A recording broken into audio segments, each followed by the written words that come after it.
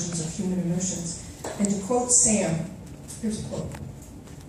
"I would have to say that this is the most transformational book I've read in a decade. It consolidates Pansep's 30 years of research on human and animal emotions and supports similar studies as well. What you and I have been calling emotions would be better stated as feelings, conscious, cognitive reflections of the emotional experiences that drive us to take action in our world." So, welcome, Sam McMichael.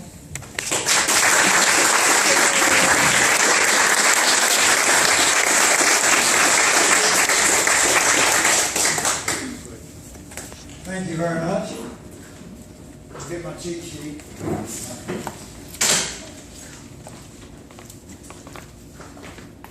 I'm going to show you the book so you'll know that there really is one. My wife's talking. Yeah. A couple of months ago, I went back to the Cameron University library there in Lawton and got my courtesy library card. I've been loving it ever since. This is the book, and as you can see, it's a sizable tome. We have 20 minutes to cover 300 closer readings a day.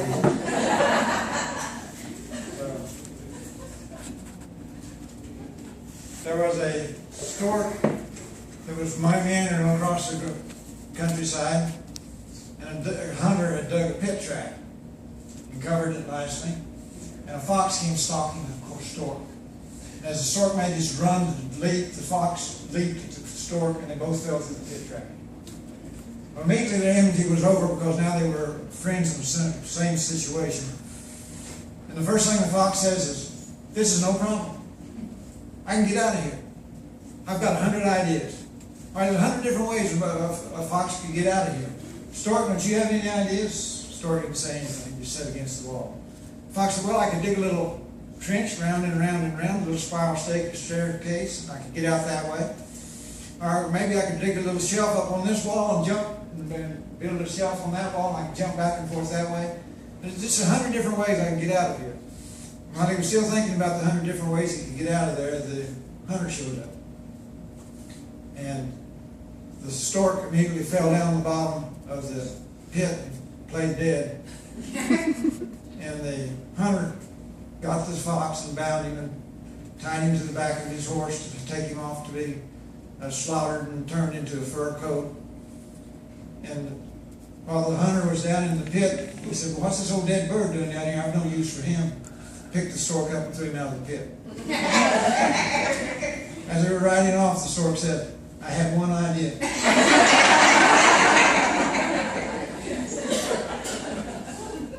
So, this book has 100 ideas in it, but I'm going to stick to just maybe one. And we'll see what that one opens up for us.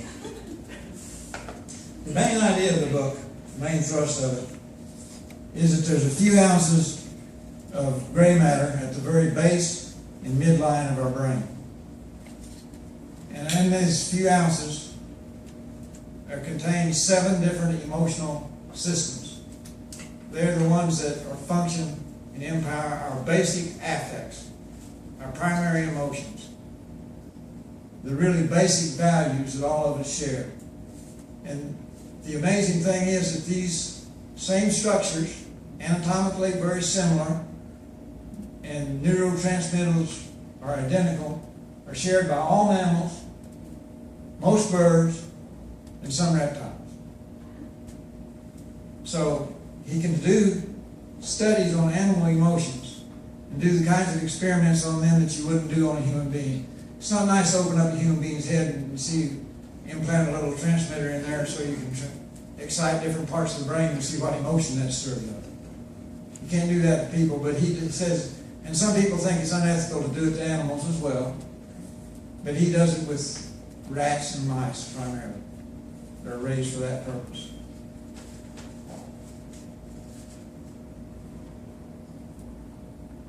So there's this primary basic affects that are at, he regards the brain like an archaeologist would regard a archaeological dig. The stuff that is on the outside and upper part of the brain is the most recently evolved. Then there's the midbrain that's more ancient. And then there's the basal brain, primary brain, that we share with all these other creatures. So we've got the primary emotions, and he says there's 7 of them. And they're a little bit unusual. The first emotion that he talks about is seeking. Curiosity. Just your basic, let's do something even though it's wrong kind of thing. You know, you put people in, well, I was here for Wes to rehearse, and while I was putting in my time for waiting for this thing to start, I explored the whole space. All the beautiful paintings and floor plan. That's just what we do, and it's what all animals do. You turn livestock out into a new pasture, they will find all the fences. They'll find all the boundaries. If there's a gate open, they will find that one too. So seeking is, these emotions aren't isolated. When one of them kicks in, others can kick in at the same time. And seeking, he thinks, is the most ancient because it's at the very base of the brain, in the pre-aqueductal gray, whatever that is. But suppose that in my little story about the fox and the stork, the fox found himself in a terrible situation. He could have just panicked and froze, but what did he do? He started seeking. He started exploring. Well, there must be some way out of here. And that took away some of the panic. So when fear kicks in, we often kick in seeking to seek a way out of the fear. So seeking is one of the primary ones. Caring, nurturing care. And that, he thinks, starts with infants. When infants are separated from their mother, they give out a cry, and this kicks in the care instinct for the mother. And also for fathers to some degree. Not as strongly as it does for women. So that's the basis of the caring instinct. Fear is pretty self-explanatory. Anger, or he calls it rage. Lust. And here's another one that's unusual. Play. Play is a basic instinct. You turn any group of young mammals together, and they start playing. Even cross species. We have a dog and a donkey. They sometimes gamble and play in the pasture, play their games. So you can see cats play with dogs when they're young. And children put in a situation together if they're free from the negative emotions. If they're free from fear, free from grief, and sadness, they will start playing. And he discovered this with these rats. He turned these rats out together and they would play. And he would stimulate parts of their brain that stimulate them to play. So he found this anatomical structure in the brain where play originates from. But he thought, I wonder if they're talking to each other. I wonder if they're making any sounds that we can't hear. This is Panksepp. And he put devices that could record high-frequency sounds, put the rats out to start playing, and the playing ground was just full of happy, excited little squeaks. So later on he decided, well, I wonder if they are ticklers. I wonder if they laugh. And one day he showed up to the laboratory and said to his assistant, let's go tickle some rats. And he would tickle rats in the same place that we tickle, under the armpits, and they just squeak and squeak and squeak. And they bond with the person that does the squeaking, does the tickling. When that particular researcher shows up, they'll run up to him and say, come on, tickle me. So,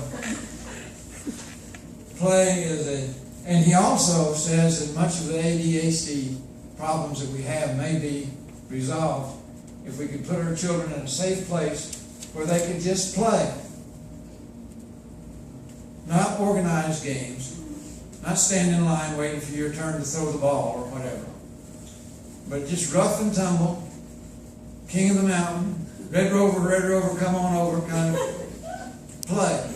And kids will make up their own games. You don't have to worry about them. Some of them will occasionally get a bump or a bruise, but it's more than worth it for the positive effects of having learned how to play with each other. They learn how to win and how to lose, how to retreat gracefully and how to accept defeat and how to triumph gracefully also. The social interaction, he thinks, starts with play amongst young mammals. If the dominant rat, the bigger one by a half ounce, wins more than 70% of the time, the other rats quit playing with him. And if he's too much of a bully, several of the young small rats will gang up on him. This is something that needs to be learned on the playground without much supervision. But we are so fearful of being sued for some kid being hurt that we restrict our kids' opportunity to play quite often. So he thinks play is very essential.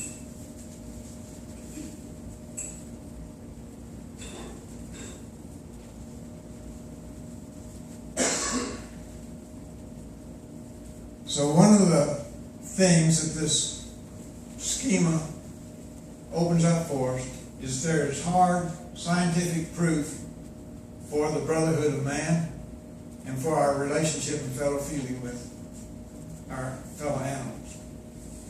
Now, this is startlingly new if you were raised in the era where behaviors dominated psychology. They taught that animals had no feelings, and therefore had no thoughts. They were merely mechanisms, stimulus and response. Well, it's true that they can be viewed that way, and much valuable stuff is learned by the behaviors. But the reason that they can be stimulated that way is because the painful experience, when they see it coming again, incites the emotion of fear, and they avoid it. Now, the positive emotions, he knows are positive because he can drop a rat on the switch that turns on the positive emotion in their brain, and he'll go back to it and hit it again.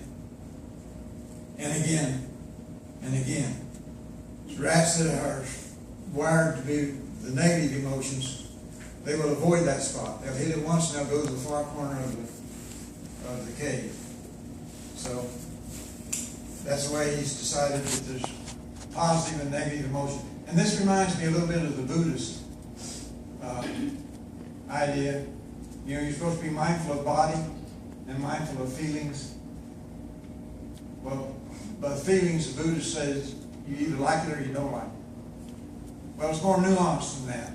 But they are right. There's either positive or negative emotions. So, now, this is not new information to country people. People that worked around animals all their lives. Robert Burns in the mid-18th century.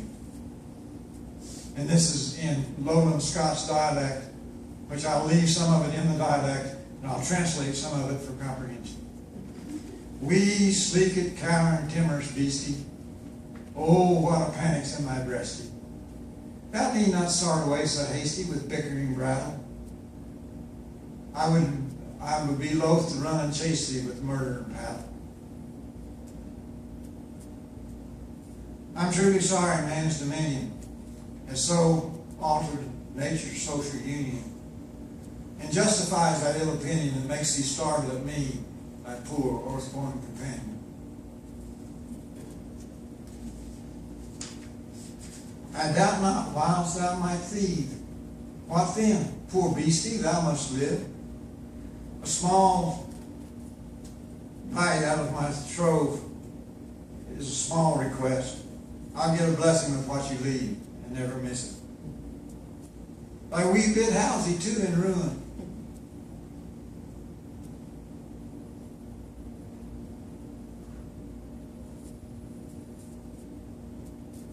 Its silly walls the winds are strewing, and nothing now to build a new one of forage green.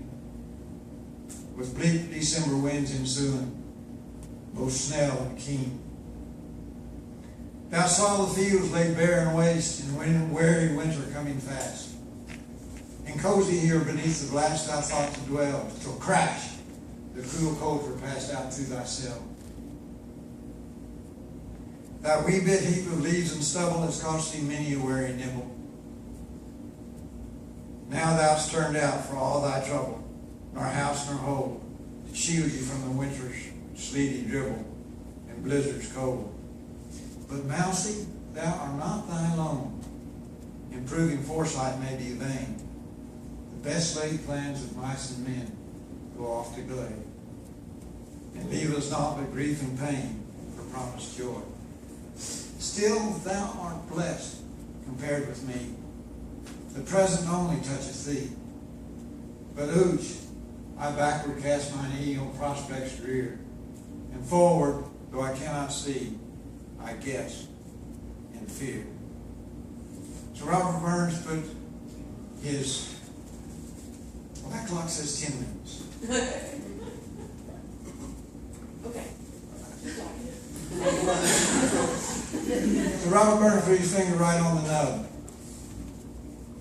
He attributed fear and panic and the sense of loss and grief correctly to this mouse. Attributed him these kinds of emotions. But also saw that the mouse didn't have the highly evolved, huge prefrontal cortex that allows us to have an autobiographical past and worry about what happened in the past and to look forward with dread at the future. So, in our meditation, it takes us a lot of time and trouble sometimes to get rid of that naughty prefrontal cortex and strip down to where we can just be in the present. In the present.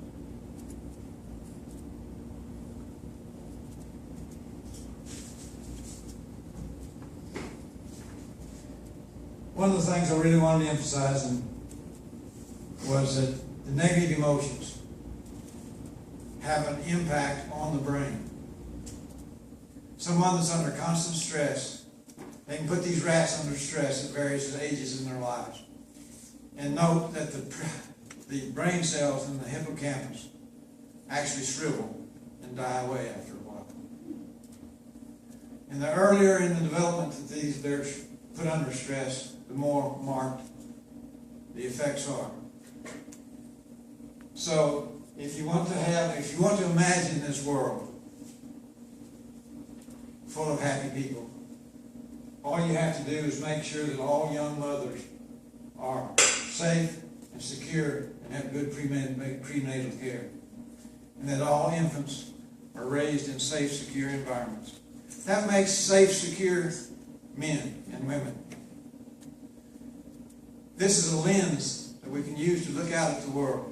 It's called effective balance. If you're out of balance, fear and grief and rage all have their evolutionary purposes. They're valuable for survival. We need to learn to flee from harmful situations. We need to strike out when we're under extreme stress. We need to express our grief and sorrow at loss. But if you're constantly exposed to the negative ones, they get hypersensitive.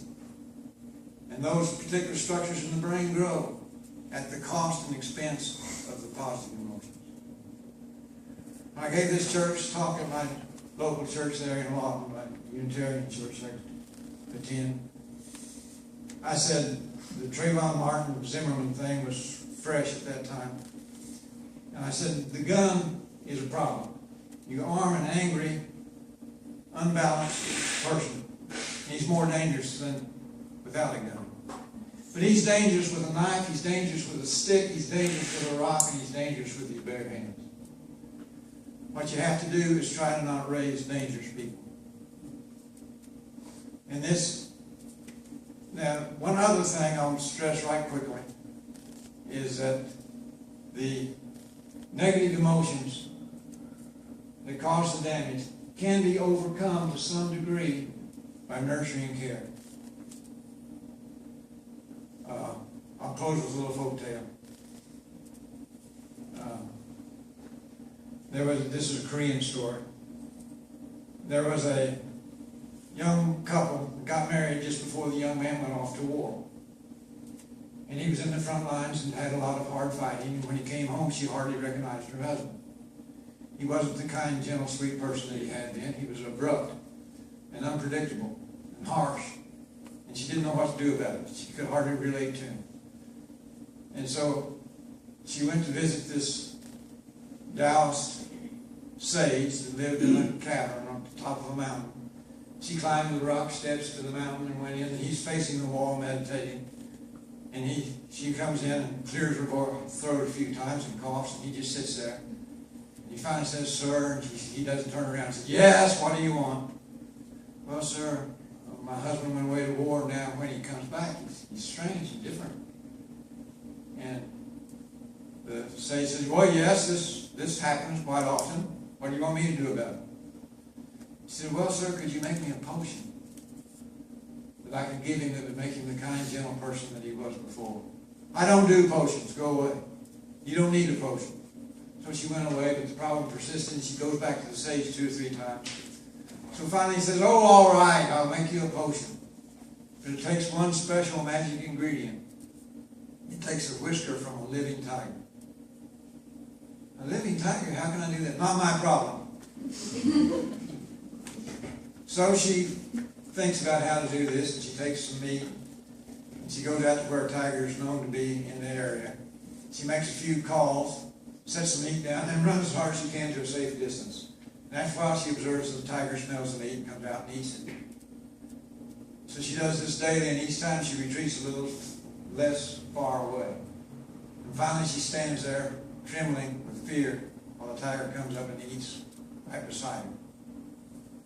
And as the days turn to weeks and the weeks to months, she gets to where she can pet the tiger and stroke him, and they play a little bit together. And finally, she takes out a little scissors and cuts a whisker off the living tiger. Takes it to the sage in triumph and says, "Sir, here's your whisker. Make me my magic potion." He turns around to face her, takes the whisker and flicks it into the fire. So why did you do that? All this effort. Is your husband more fierce and more unpredictable than a tiger? You know how to tame your husband if you can tame a tiger.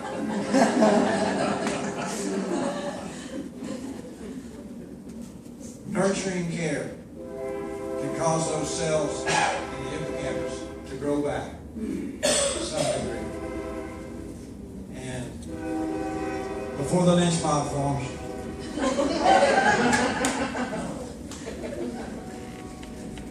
I'll close with one more little verse from Robert Burns about the brotherhood of man. And we do share those 7 emotions. We do share those 4 ounces of gray matter or whatever it is at the base of the brain. We are related to each other and to animals and birds that way.